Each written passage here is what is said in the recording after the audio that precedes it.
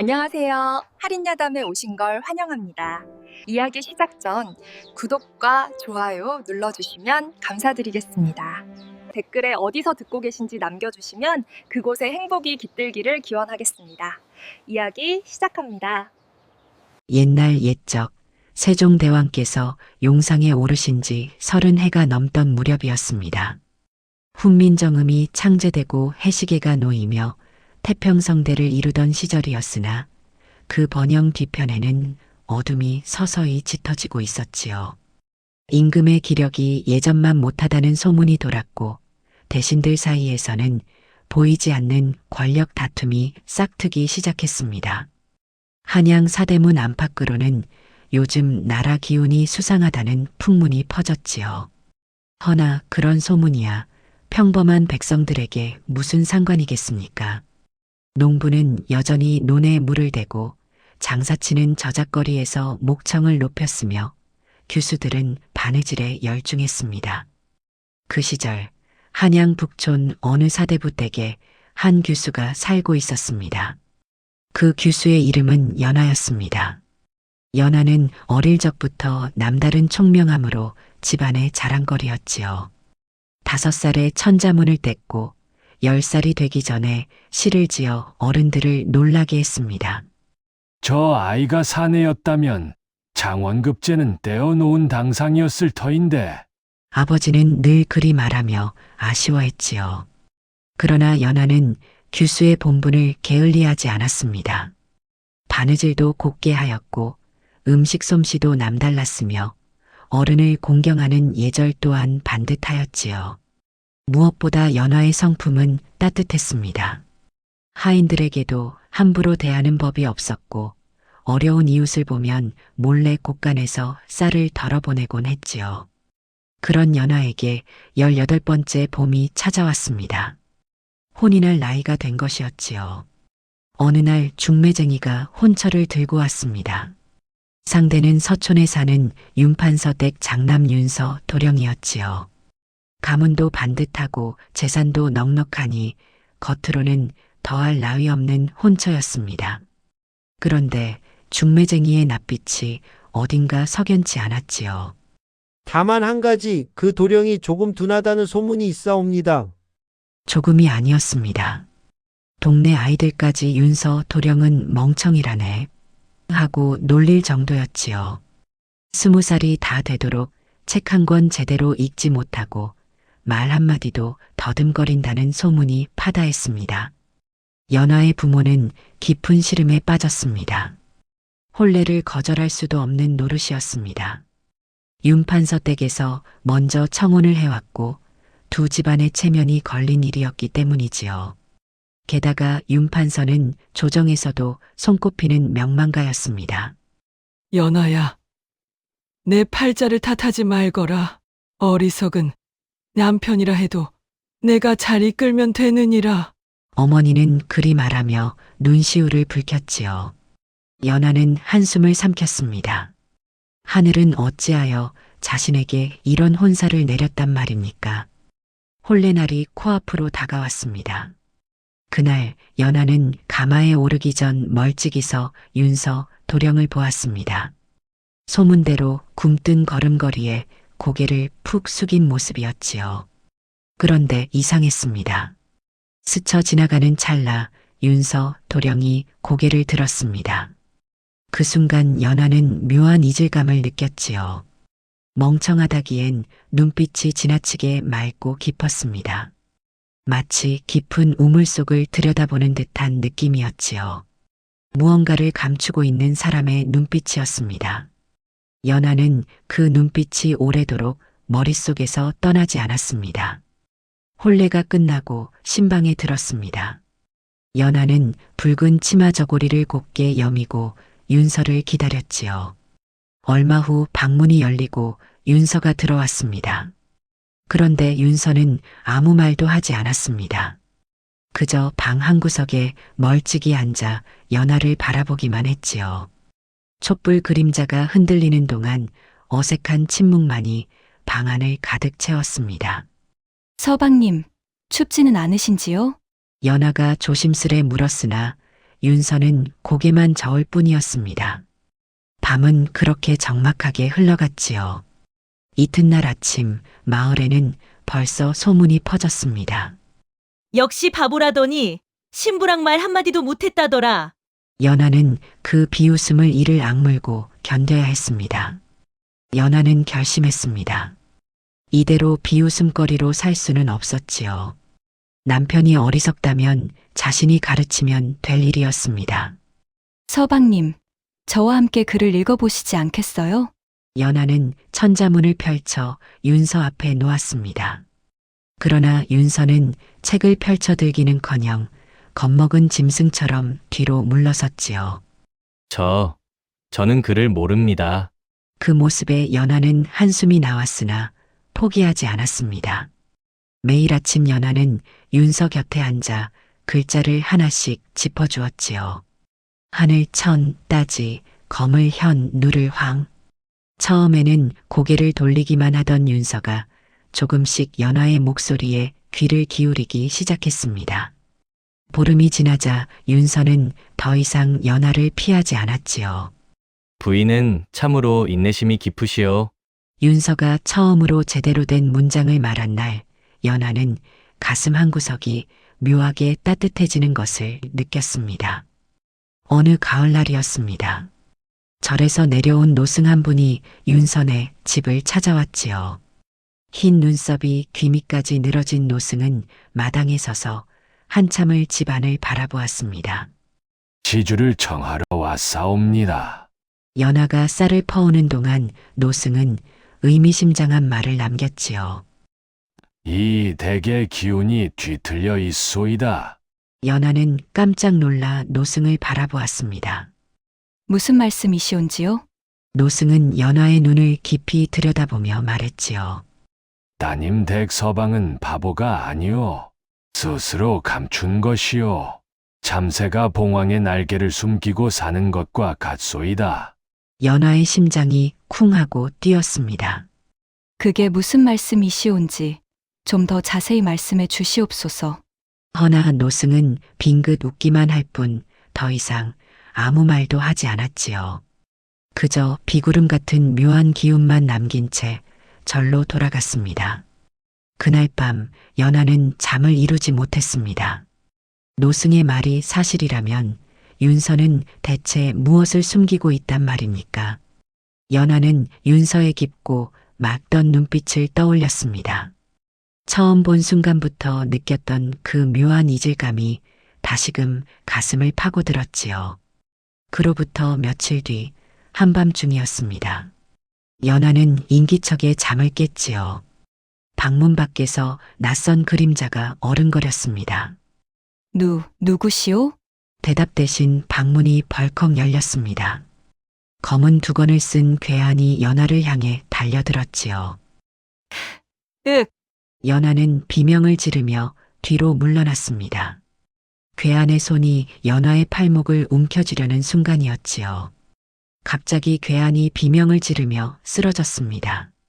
무슨 일인지 알 수 없었습니다. 분명 아무도 괴한을 치지 않았는데 말이지요. 연하는 문틈으로 밖을 보았습니다. 윤서가 두 눈을 감은 채 서 있었지요. 그런데 이상했습니다. 윤서의 눈빛이 순간 번개처럼 번뜩이는 것을 연하는 분명히 보았습니다. 서방님. 윤서는 화들짝 놀라며 허둥댔지요. 아닙니다. 저는 아무것도 안 했습니다. 그 모습은 평소의 어리숙한 윤서와 다를 바 없었습니다. 다음 날 아침 괴한은 관아로 끌려갔습니다. 마을 사람들은 괴한이 스스로 넘어졌다고 수군거렸지요. 그러나 연하만은 알고 있었습니다. 괴한이 쓰러진 것은 결코 우연이 아니었다는 것을 말이지요. 연하는 조심스레 윤서에게 물었습니다. 서방님, 어젯밤 정녕 아무것도 하지 않으셨사옵니까? 윤서는 고개를 푹 숙인 채 더듬거렸지요. 제가 무엇을 할 수 있겠사옵니까? 저는 그저 바보일 뿐인데요. 연하는 윤서의 눈을 똑바로 바라보았습니다. 윤서의 눈동자가 흔들렸지요. 바보가 저리 적극적으로 부정한단 말입니까? 연하의 의심은 점점 짙어져 갔습니다. 노승의 말이 떠올랐지요. 스스로 감춘 것이라 했습니다. 연하는 결심했습니다. 윤서가 무엇을 숨기고 있든 반드시 알아내겠노라고 말이지요. 그날부터 연하는 윤서를 유심히 살피기 시작했습니다. 평소에는 여전히 어눌하고 굼뜬 모습이었지요. 그러나 가끔, 아주 가끔 윤서의 눈빛이 날카롭게 빛나는 순간이 있었습니다. 마치 깊은 물속에 잠긴 칼날 같았지요. 세월이 흘렀습니다. 어느덧 혼인한 지 석 달이 지났지요. 연하는 더 이상 윤서를 추궁하지 않았습니다. 대신 그저 다정하게 대했지요. 서방님, 오늘은 날이 좋으니 함께 뜰을 거닐어 보시지요. 윤서는 처음에는 머뭇거렸으나 차츰 연하의 손길을 받아들이기 시작했습니다. 두 사람은 뜰에 핀 국화를 바라보며 나란히 걸었지요. 늦가을 햇살이 포근하게 두 사람을 감쌌습니다. 부인은 어찌 저 같은 사람에게 이리 잘해 주시는지요? 윤서가 조심스레 물었습니다. 연하는 미소 지었지요. 서방님은 제 남편이시잖아요. 남편에게 잘하는 것이 어찌 이상한 일이겠사옵니까? 윤서의 귀가 발갛게 물들었습니다. 그 모습이 어찌나 순수해 보이던지 연하의 가슴 한구석이 사르르 녹아내렸지요. 마치 얼어붙었던 냇물이 봄볕에 녹듯 윤서는 조금씩 마음을 열기 시작했습니다. 어느 날 밤 윤서가 먼저 연하의 손을 잡았지요. 부인, 저에게도 따뜻한 마음이 있다는 것을 알아주시겠소? 촛불이 흔들렸습니다. 연하의 눈에 비친 윤서의 눈빛은 더 이상 어리숙한 바보의 그것이 아니었지요. 그러나 윤서는 여전히 어떤 선만큼은 넘지 않았습니다. 마치 자신의 비밀을 들키지 않으려는 듯 일정 거리를 유지했지요. 그래도 연하는 행복했습니다. 적어도 윤서가 자신을 진심으로 아끼고 있다는 것만은 분명히 느낄 수 있었으니까요. 그해 겨울, 청천벽력 같은 소식이 전해졌습니다. 윤서의 집안에 영모 누명이 씌워진 것이었지요. 포졸들이 들이닥쳐 집안을 뒤졌고 윤판서 대감은 옥에 갇혔습니다. 역적의 집안이라니. 이게 대체 무슨 일이란 말이오? 연하의 시어머니는 통곡했지요. 하인들은 허둥지둥 우왕좌왕했습니다. 연하는 윤서를 찾았습니다. 이런 상황에서 윤서는 어찌하고 있을까 걱정이 되었지요. 그런데 이상했습니다. 윤서는 서고 한쪽에 단정히 앉아 있었지요. 평소의 어리숙한 모습이 아니었습니다.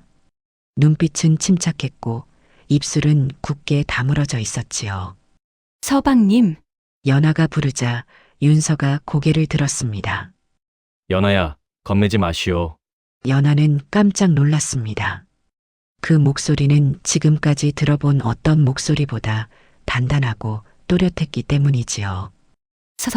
서방님께서 저를 연하라고 부르셨사옵니까? 윤서는 잠시 당황한 듯 했으나 이내 태연한 척했지요. 아, 아닙니다. 부인. 그러나 연하는 분명히 들었습니다. 윤서가 처음으로 자신의 이름을 부른 것을 말이지요. 그리고 그 순간의 윤서는 결코 바보가 아니었습니다. 연하의 심장이 세차게 뛰었습니다. 노승의 말이 다시금 뇌리를 스쳤지요. 그 사내는 바보가 아니요. 스스로 감춘 것이요. 그날 밤 연하는 잠을 이룰 수 없었습니다. 윤서의 비밀을 알아야겠다는 생각이 머릿속을 떠나지 않았지요. 연하는 조심스레 방을 나와 서고로 향했습니다.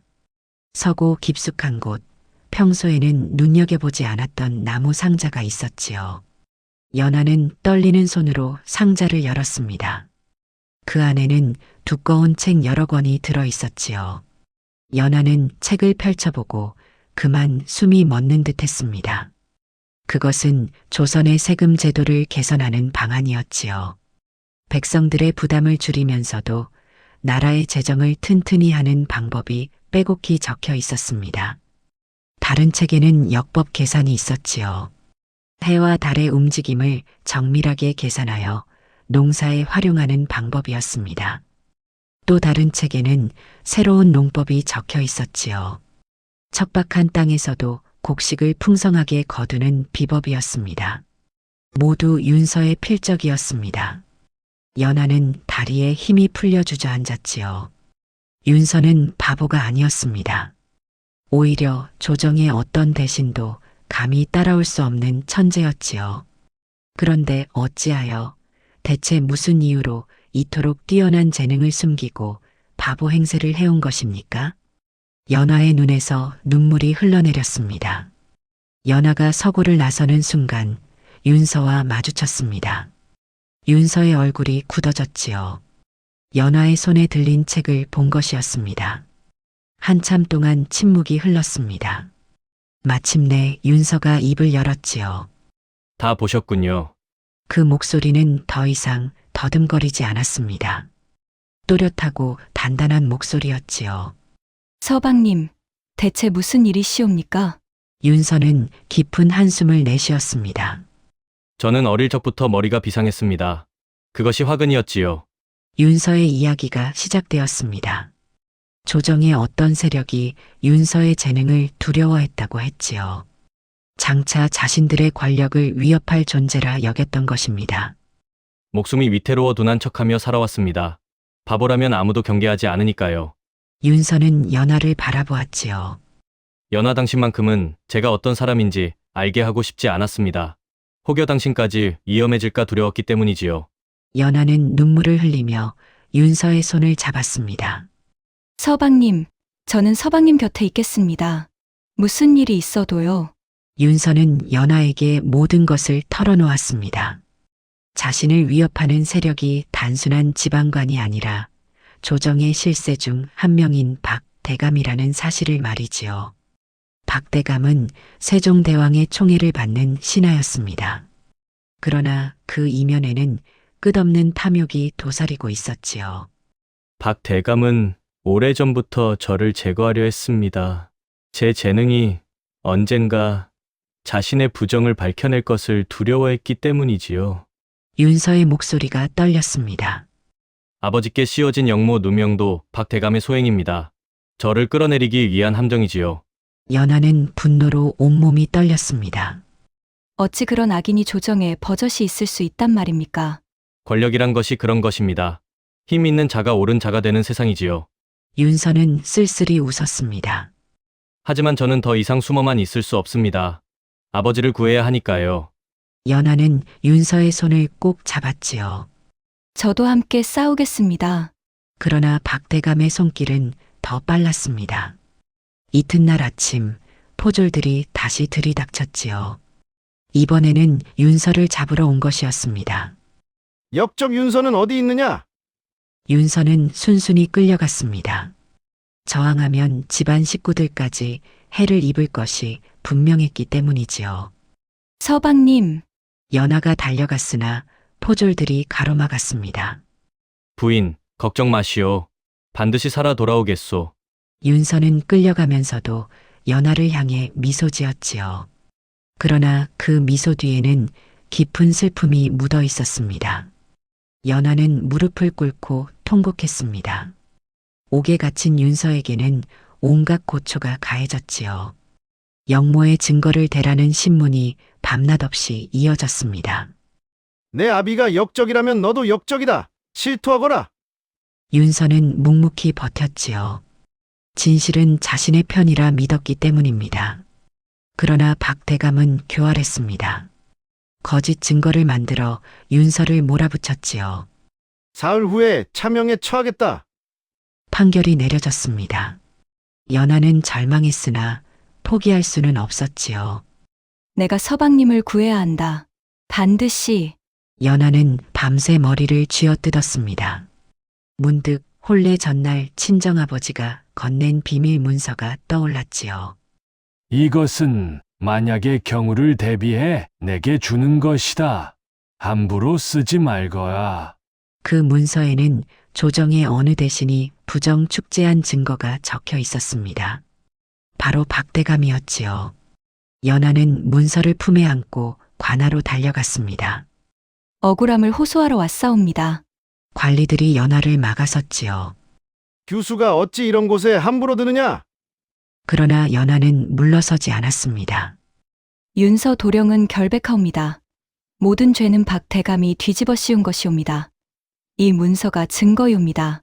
연하는 문서를 높이 들어 올렸지요. 관아가 술렁였습니다. 박대감의 부정을 증명하는 문서라니 이것은 나라를 뒤흔들 일이었기 때문입니다. 소문은 삽시간에 퍼져나갔습니다. 조정에서는 대신들이 웅성거렸지요. 박대감의 부정 축제 의혹은 더 이상 숨길 수 있는 일이 아니었습니다. 마침내 임금께서 직접 신문을 지시하셨지요. 윤서를 데려오라. 그리고 박대감도 불러오라. 짐이 직접 시시비비를 가리겠노라. 어전에서 대면이 이루어졌습니다. 박대감은 여유로운 표정을 지었지요. 전하, 저 미천한 문서 한 장으로 무엇을 증명하겠사옵니까? 저를 모함하려는 자들의 술책일 뿐이옵니다. 그때 윤서가 입을 열었습니다. 전하, 소인이 한 말씀 드려도 되겠사옵니까? 윤서의 목소리는 또렷하고 침착했지요. 대신들이 웅성거렸습니다.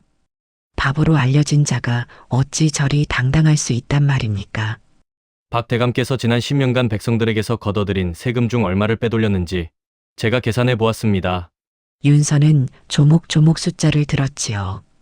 언제 어디서 얼마를 빼돌렸는지, 그 돈이 어디로 흘러갔는지 낱낱이 밝혀졌습니다. 박대감의 얼굴이 하얗게 질렸습니다. 이자가 무슨 헛소리를? 바보 주제에 어찌 그런 계산을? 소인은 바보가 아니옵니다. 윤서는 단호하게 말했지요. 목숨을 지키기 위해 둔한 척했을 뿐이옵니다. 박대감께서 소인의 재능을 두려워하여 제거하려 했기 때문이옵니다. 대신들이 술렁였습니다. 윤서가 제시한 계산은 너무나 정밀하여 반박할 틈이 없었지요. 임금께서 고개를 끄덕이셨습니다. 윤서의 말이 이치에 맞구나. 박대감, 해명하라. 박대감은 더 이상 변명할 말이 없었지요. 그저 벌벌 떨며 바닥에 엎드릴 뿐이었습니다. 방안이 조용해졌습니다. 대신들이 하나둘 고개를 끄덕이기 시작했지요. 진실은 마침내 드러났습니다. 박대감의 죄상이 낱낱이 밝혀졌습니다. 부정 축제뿐만 아니라 윤판서 댁에 씌운 영모 누명 또한 모두 박대감의 조작이었지요. 자신의 죄를 감추기 위해 무고한 사람들을 희생시킨 것이었습니다. 박대감을 옥에 가두고 엄히 문초하라. 임금의 명이 떨어졌습니다. 박대감은 끌려가면서도 윤서를 노려보았지요. 네 이놈! 감히 나를! 그러나 그 분노도 오래가지 못했습니다. 포졸들에게 끌려가는 박대감의 등은 초라하기 그지없었지요. 윤판서 대감도 옥에서 풀려났습니다. 아버지, 윤서가 달려가 아버지를 부축했지요. 옥에서 고초를 겪은 탓에 윤판서의 얼굴은 수척해져 있었습니다. 서야, 내가 나를 구했구나. 아버지, 죄송하옵니다. 더 일찍 나서지 못해서요. 무슨 말이냐? 내 덕에 우리 집안이 살았다. 윤판서는 눈물을 흘리며 아들을 껴안았지요. 연하도 달려와 윤서의 손을 잡았습니다. 서방님, 해내셨군요. 아니요, 당신이 해낸 것이요. 당신이 그 문서를 들고 관아에 가지 않았다면 나는 오늘 이 자리에 없었을 것이요. 두 사람은 서로를 바라보며 미소 지었지요. 노승이 말했던 뒤틀린 기운의 정체가 마침내 밝혀졌습니다. 그것은 바로 조정의 탐욕스러운 권력이었지요. 이제 그 뒤틀림은 바로잡히고 있었습니다. 박대감은 모든 관직을 박탈당하고 먼 섬으로 유배되었습니다. 그와 함께 부정에 가담했던 자들도 하나둘 처벌을 받았지요. 조정에는 맑은 바람이 불기 시작했습니다. 윤서의 명예는 완전히 회복되었지요. 오히려 그의 뛰어난 재능이 조정에 알려지면서 임금께서 직접 관직을 제안하셨습니다. 윤서야, 내 제주로 나라를 위해 일해보지 않겠느냐? 윤서는 정중히 사양했지요. 전하, 황송하옵니다만 소인은 우선 집안을 추스르고 싶사옵니다. 그 후에 나라를 위해 힘쓰겠사옵니다. 임금께서는 고개를 끄덕이셨습니다. 좋다. 준비가 되면 언제든 오거라. 윤서는 더 이상 바보 행세를 하지 않았습니다. 당당하게 자신의 모습을 드러냈지요. 마을 사람들은 놀라움을 금치 못했습니다. 아니, 저 바보 도령이 실은 천재였다니. 연하는 그 모습을 바라보며 흐뭇하게 미소 지었지요. 어느 봄날 저녁 두 사람은 뜰에 나란히 앉아 달을 바라보았습니다. 연하야, 그동안 미안했소. 당신에게도 거짓을 말했으니 서방님, 저는 오히려 감사하옵니다. 서방님의 진심을 알게 되었으니까요. 윤서가 연하의 손을 잡았지요. 촛불이 은은하게 흔들리는 방 안에서 두 사람의 그림자가 하나로 겹쳤습니다. 봄바람이 살랑살랑 불어와 복사꽃 향기를 실어 날랐지요. 옛말에 인지상정이라는 말이 있습니다. 사람이라면 누구나 마음이 있다는 뜻이지요.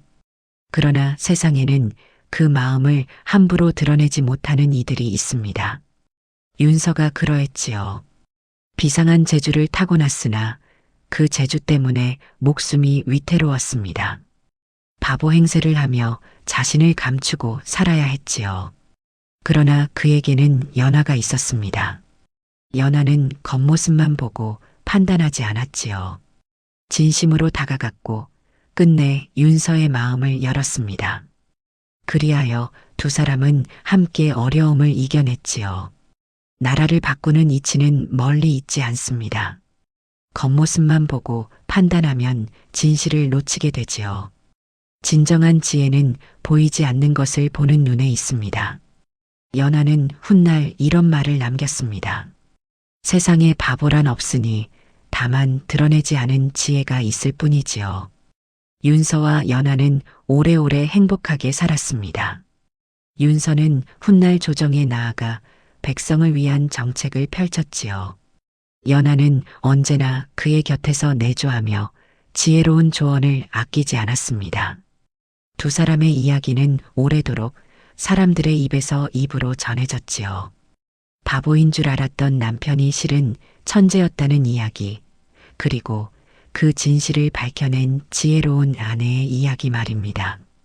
여러분도 혹시 주변에 있는 누군가를 겉모습만 보고 판단하고 있지는 않으신지요? 그 안에 숨겨진 보석 같은 마음을 놓치고 계신 것은 아닌지 한번 돌아보시기 바랍니다. 오늘 이야기 들어주셔서 감사드립니다. 다음 이야기도 기대해 주세요. 구독과 좋아요, 댓글은 사랑입니다. 편한 시간 되세요.